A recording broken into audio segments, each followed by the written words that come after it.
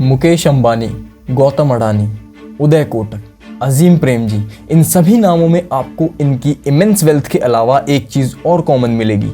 वो है ये कि ये सभी गुजराती हैं। अमूल, गोदरेज, टाटा मोटर्स, इन सभी डेली लाइफ में यूज़ होने वाली चीज़ों की कंपनीज के पीछे भी गुजरातियों का हाथ है। और जो गुजरात का इकोनॉमिक ग्रोथ है वो हमारी कंट्री के नेशनल एवरेज से भी काफ़ी ज़्यादा है। तो आओ पता लगाते हैं कि ऐसा क्या है गुजरात की मिट्टी में कि वहां की इतनी इमेंस ग्रोथ हुई और वहां की गवर्नमेंट ने कैसे इकोनॉमिक प्रोग्रेस को एक्सेलरेट किया और कैसे बना गुजरात मॉडल सभी स्टेट्स के लिए एक मिसाल। गुजरात का गौरव बीते 2 दशक में जो तेज विकास हुआ है, सबका विकास है और इस विकास से पैदा हुई नई आकांक्षाएं। जिस तरह दिल्ली अपनी साफ हवा और झीलों के लिए जाना जाता है, Wait a minute. ठीक उसी तरह गुजरात का नाम आज पूरे इंडिया में अपनी रिच हिस्ट्री और बिजनेस फ्रेंडली एनवायरनमेंट के लिए जाना जाता है। इसका रीजन है targeted infrastructure investments, limited regulations और एफिशिएंट गवर्नमेंट। 2004 से 2012 तक गुजरात का economic growth rate 10.1% annual average था, जो कि नेशनल एवरेज से अराउंड 2.5% ज्यादा था। इतना ही नहीं, यहाँ पे रिलायंस इंडस्ट्रीज और टाटा ग्रुप जैसी बड़ी बड़ी कंपनीज का प्रेजेंस है। लेकिन इतनी बड़ी कंपनीज होने के बावजूद भी यहाँ पे स्मॉल और मीडियम एंटरप्राइजेस ग्रोथ और एम्प्लॉयमेंट ड्राइव कर रही हैं।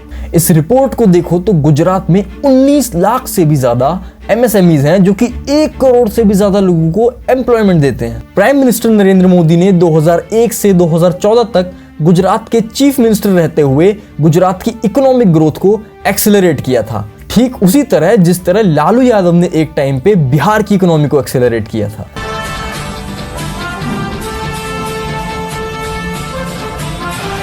दुनिया में आए हैं तो कुछ काम करिए और चंदा के पैसा से जलपान करिए। नरेंद्र मोदी जी की लीडरशिप में गुजरात ने एक गुजरात मॉडल बनाया जो कि इतना सक्सेसफुल रहा कि इसे नेशनल स्केल पे कॉपी किया गया। और गुजरात का ये मॉडल इनोवेशन और एंटरप्रेन्योरशिप को प्रमोट करता है। बनने की ऐसी कोई मेरी चाहत नहीं है कि मैं जाके उस वर्षा बंगले में जाके बैठ जाऊं।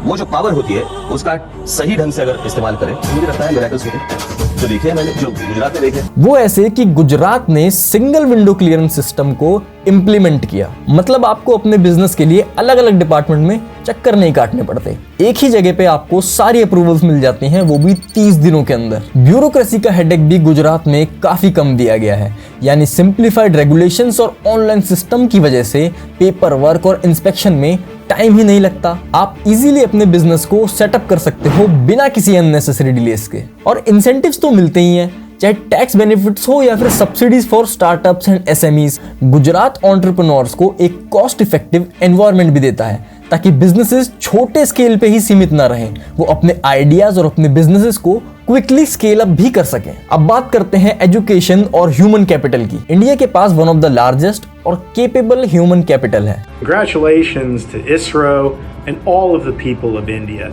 It's amazing to have the success that Chandrayaan-3 has had, given the relatively little amount of resources. That it's just a triumph of Indian innovation, human capital, and the capabilities that will take India even farther. Gujarat में education के अंदर कुछ gaps भी हैं, लेकिन वहीं दूसरी तरफ प्रोग्रेस भी देखने को मिली है। चलिए अगले 1 मिनट में समझते हैं कैसे। पहला इशू है टीचर प्यूपिल रेशियो। गुजरात के सेकेंडरी स्कूल में एक टीचर को 32 स्टूडेंट्स को पढ़ाना पड़ता है, जबकि नेशनल एवरेज 19 का है।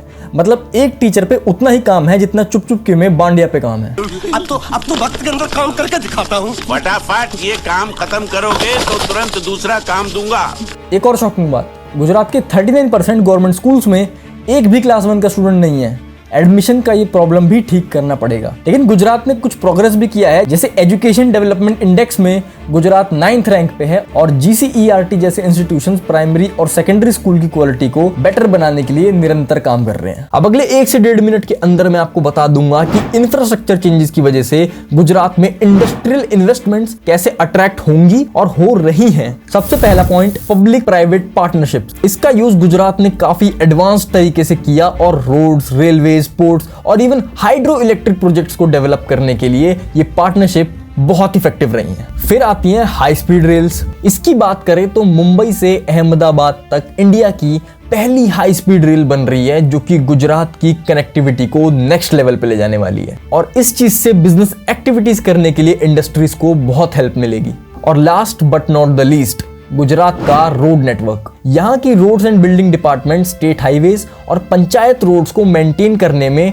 लगा हुआ है ताकि लोगों को बेहतरीन से बेहतरीन रोड इंफ्रास्ट्रक्चर मिले। एग्रीकल्चर स्पेस में भी टेक्नोलॉजी ट्रांसफर इंपॉर्टेंट है। गुजरात का एग्रीकल्चर ग्रोथ नेशनल एवरेज से काफी ज्यादा है। पिछले 5 सालों में गुजरात का एग्रीकल्चर ग्रोथ रेट 12.8% रहा है, जबकि नेशनल एवरेज सिर्फ 2% है। इसके अलावा गुजरात का डेकेडल ग्रोथ रेट भी इंप्रेसिव है, जो कि 10% से भी ऊपर है। International food policy research institute ने भी गुजरात की डेवलपमेंट को काफी अप्रिशिएट किया है। स्पेशली कॉटन, फ्रूट, वेजिटेबल और व्हीट प्रोडक्शन में गुजरात की सक्सेस स्टोरी को कई बार रोल मॉडल के रूप में देखा जाता है और ये बाकी स्टेट्स के लिए भी एक मिसाल है। तो गुजरात ने अपनी इकोनॉमिक ट्रांसफॉर्मेशन की स्टोरी में काफी प्रोग्रेस करी है, लेकिन अभी भी कुछ चैलेंजेस बाकी हैं। तो गुजरात का फ्यूचर कैसे ब्राइट होगा, ये देखना बहुत इंटरेस्टिंग रहेगा। लेकिन आप लोग मुझे कमेंट सेक्शन में ये बताओगे कि कौन सी ऐसी स्टेट है जो कि आगे चल के फ्यूचर में गुजरात को इकोनॉमिक डेवलपमेंट में टक्कर दे सकती है। कमेंट्स में अपनी थॉट्स लिखो, चैनल को सब्सक्राइब करो। भारत